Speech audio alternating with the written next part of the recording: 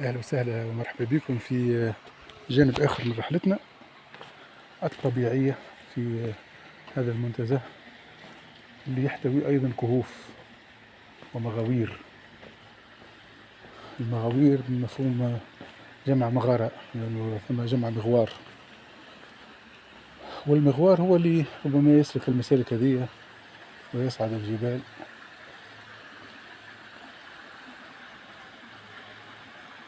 شوفوا التقاء الجبل بالغابة بالكهوف، حقيقة جمال طبيعي أخاذ. شوفوا المياه، هذا جزء آخر من الشلالات، حقيقة مناظر طبيعية خلابة رائعة جدا. سبحان الله، نعمة أعرفوا كيفاش حافظ عليها. ولو الرحلة في كافة أرجاء قارورة، الحقيقة يلزمها عداء كيني.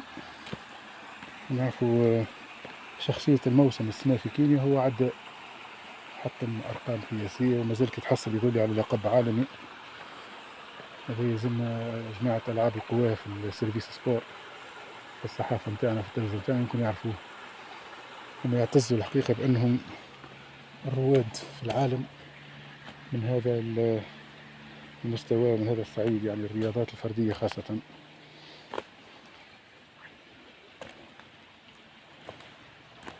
الرحلة هذه اللي يمشي فيها تبارك الله خسر بنسق قوي شوية، كما يقولوا يخرج زيت الزيتونة. الحمد لله عندنا زيت الزيتونة تونسية موجودة في كينيا. حقيقة سيبكس قايمة بدورها،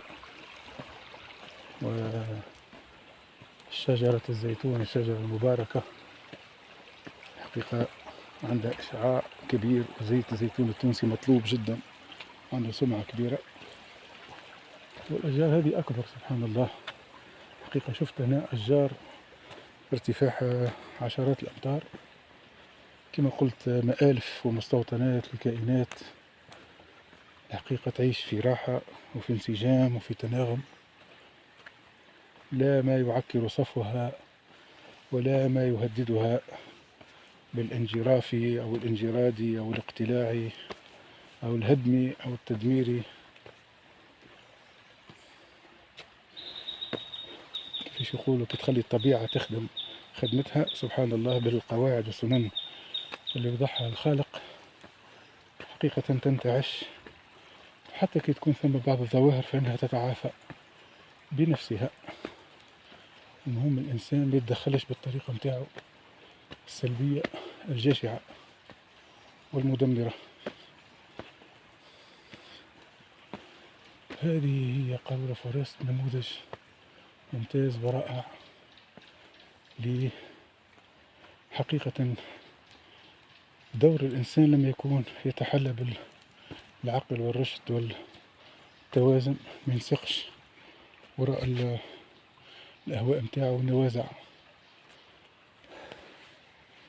ونوازع الشر، فيبقى كل شيء كما هو. كما نشوفوا الكهوف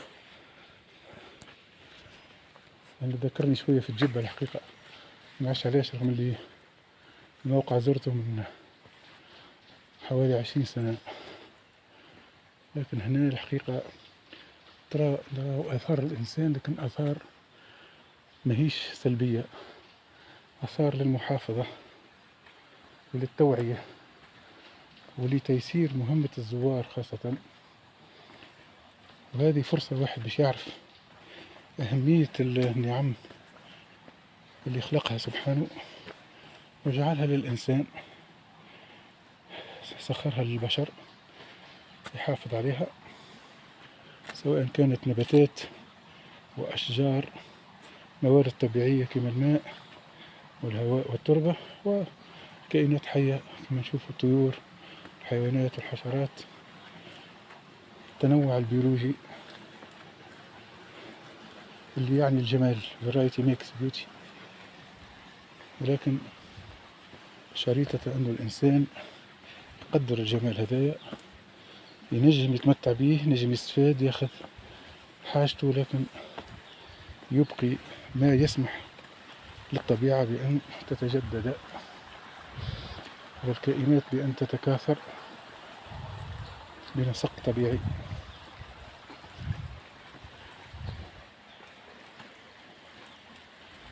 حقيقة في كل مكان صوت المياه، صوت بعض العصافير، ومناظر حقيقة مدهشة ومبهرة وخلابة ورائعة. خاصة المكان ملهم، مكان ينعش النفس الحقيقة، ويذهب كل أنواع الحالات والأمراض النفسية.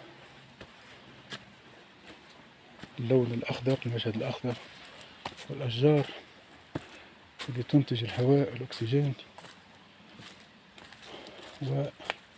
والكائنات الحقيقة بأحجامها المختلفة، حقيقة تريح العين والنظر.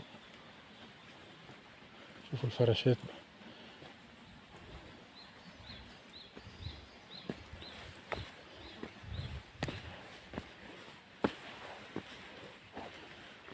حقيقة هيئوا كل شيء في المنتزه حتى يستمتع الناس، يمارسوا رياضاتهم وأنشطتهم، يزوروا كل زوايا المنتزه ويتنعموا الحقيقة، ويلاحظوا، يعرفوا المهتمين والمختصين بخصائص بعض الكائنات والمنظومات.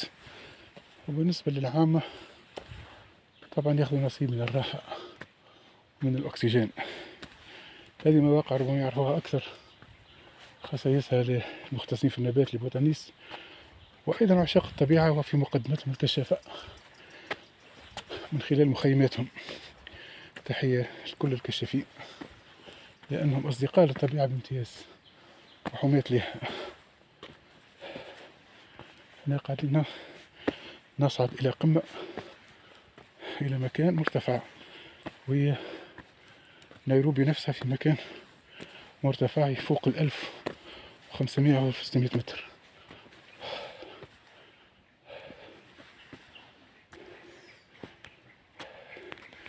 نتنفس قليلا، نفس سعداء.